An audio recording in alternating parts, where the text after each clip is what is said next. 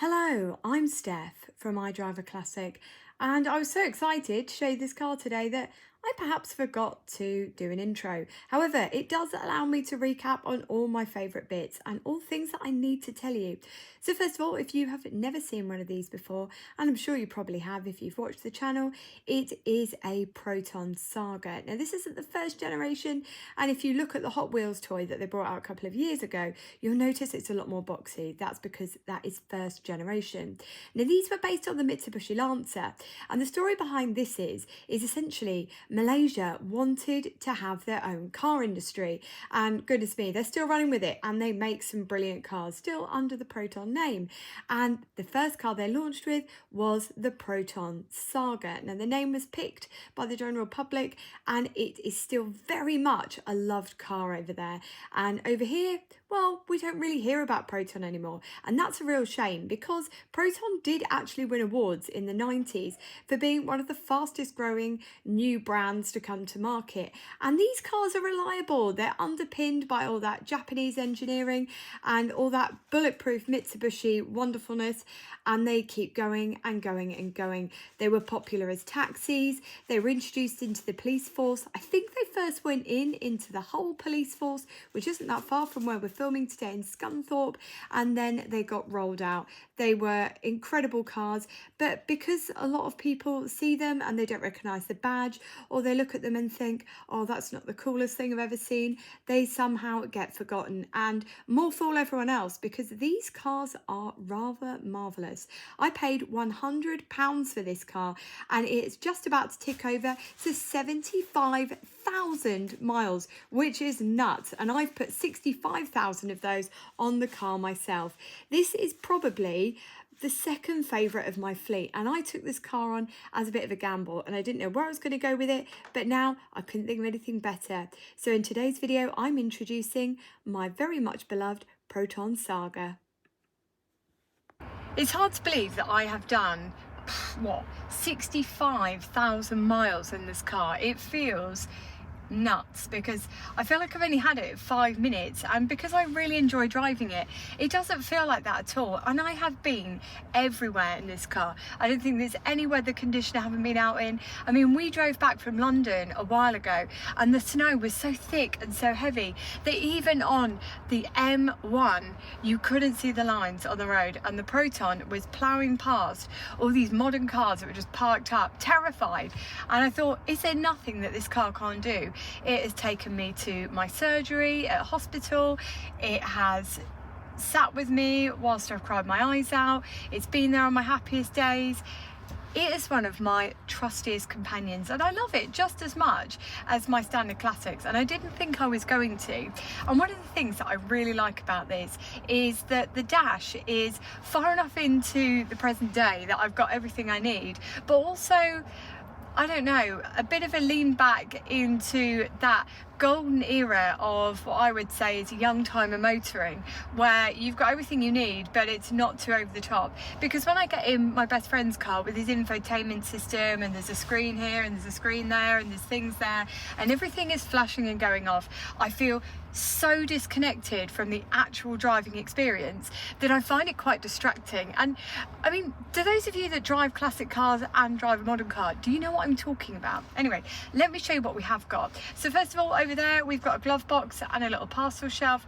Nothing to really write home about at the moment. It's jammed up full of receipts, which I need to sort out for that stuff. Coming into the centre, you've got a little clock. Now I love an analog clock. I'm all about that. You go into your heater controls, and everyone who gets in this car says it's the warmest car that they've ever been in. It is like climbing into an oven, and for someone who is always so cold, it is wonderful. But listen to how loud the blowers are. See if I can turn it on for you. Hold on.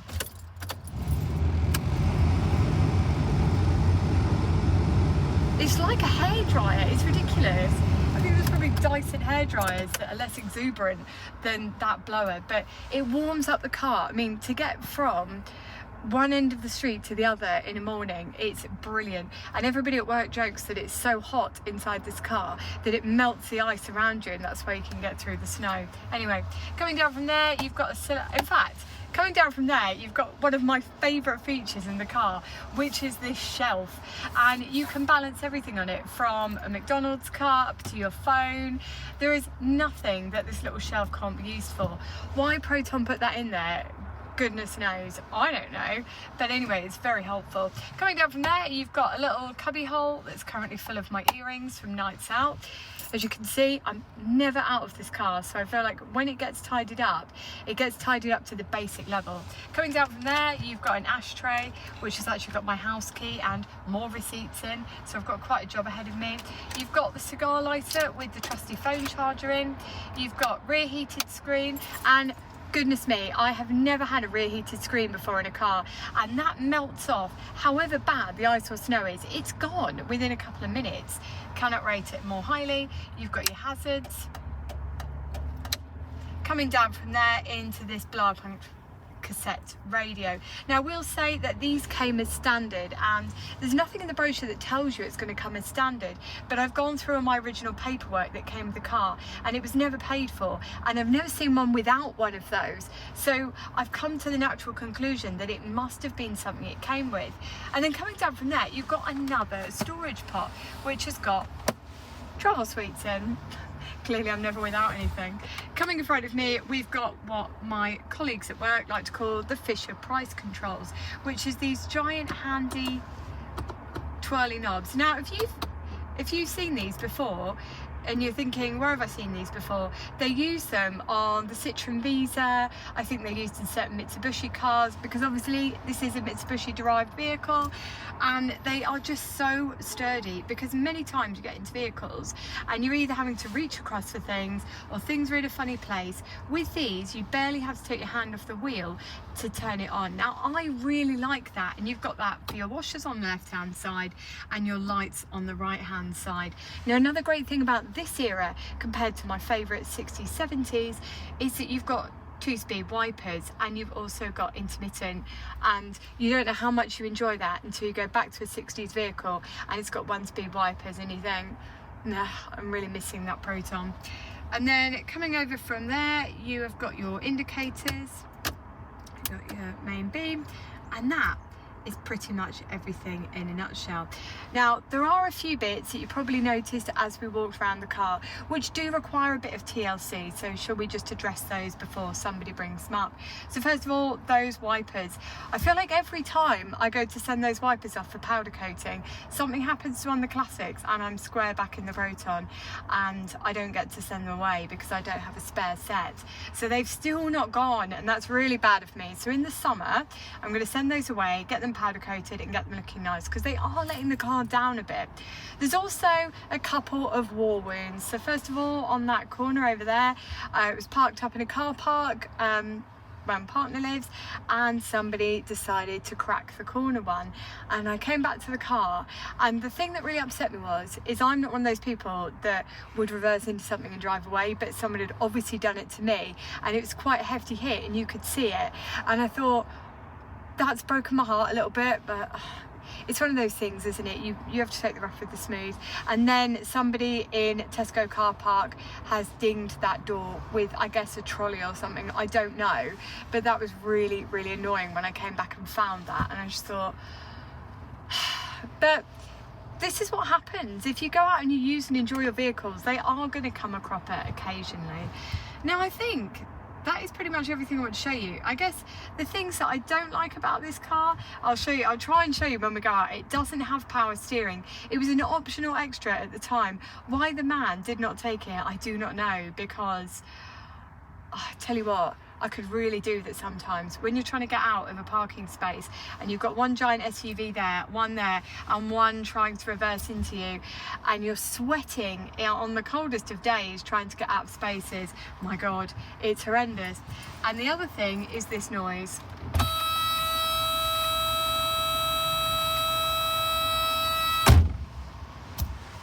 That noise comes on if you've left your keys in the ignition, if you've left your lights on, and pretty much if you've left any door vaguely open before you drive away, it starts coming on, and that noise is excruciating. Imagine driving to work with a headache and hearing that noise.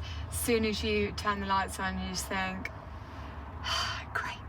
So it's probably the one thing about the car that I would change. Perhaps like one of those Nissan dings, you know, it's like ding, ding, ding. Why have I got that noise? Why can I not have a more gentle noise to tell me? But it's a very small complaint about a car that I actually really love. Now I'm going to start it up. It is a 1.5. You could have got the 1.3 as well, but thankfully the first owner and the only other owner, because I'm only owner number 2, decided to go for this. So let's have a listen. Might turn that blower off for you.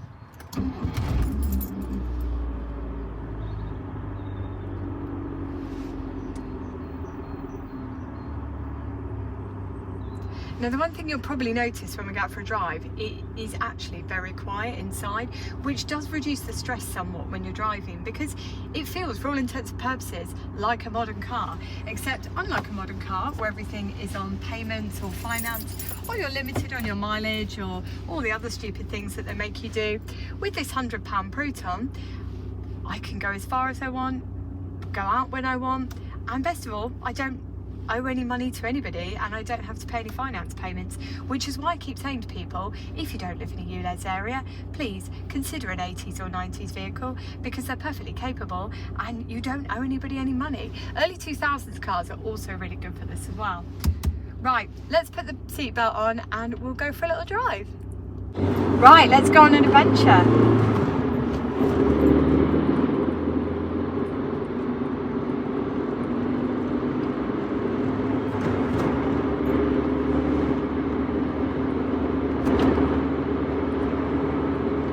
I must say that driving this car is one of the most simple things in the entire world. I love it, and actually it is one of the slight downfalls of it, in that when I'm quite often out in it, I'll be driving, and when you're in a classic, and when I say a classic I mean a 50s, 60s car, your attention is on all the time. Like, I feel like I'm switched on, which does end up making me feel quite tired, whereas in this I find it quite easy to just drive and enjoy the experience. And quite often I'll think, do you ever get that feeling where you think, how am I this far along in the journey? Like, how did that happen? That happens in this car all the time because I'm so relaxed when I'm driving it. It is just absolutely wonderful. Now we've come to a complete standstill, which means I can show you the car from the off. Now I know that someone is going to ask me about the little booster seat on my seat, and that's nothing to do with the seat, although you will, or maybe you may not have seen it. You may have seen that the outside of the seat has started to degrade. Now apparently this is part of the course with these, and it is something that happens, but look, I'm not really that bothered. The reason I'm on a booster seat is because I've done my coccyx in, and when I was in a bigger body it didn't really notice because I had quite a large bottom, and I feel like the large bottom really cushioned some of the injury, and unfortunately now my tailbone touches everything and it is so painful, and the booster seat actually stops it from touching.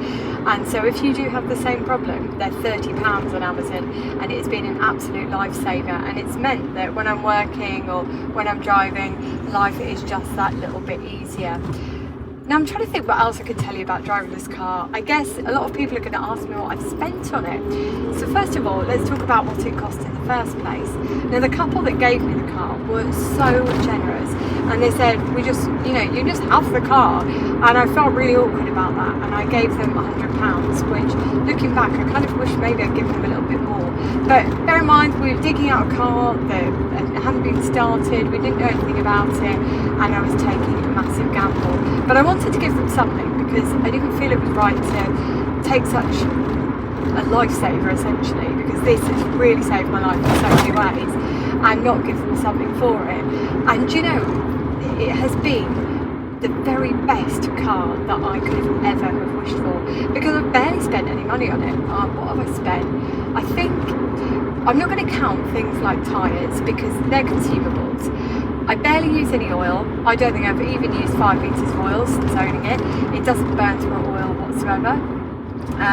Screen wash, I'm not going to count that because obviously why do you count screen wash? It's just a consumable yet again. Servicing I do every 10 to 12,000 miles. So I've done quite a few services now, and I think that really does help keep on top of stuff. And then apart from that, I had that problem, didn't I, where it wouldn't start, and I put it through Andy Sheraton, because I went to a garage with a Proton sticker on it in Halifax. They said to me, oh well, no one's fixing those anymore, you might as well just get rid of it.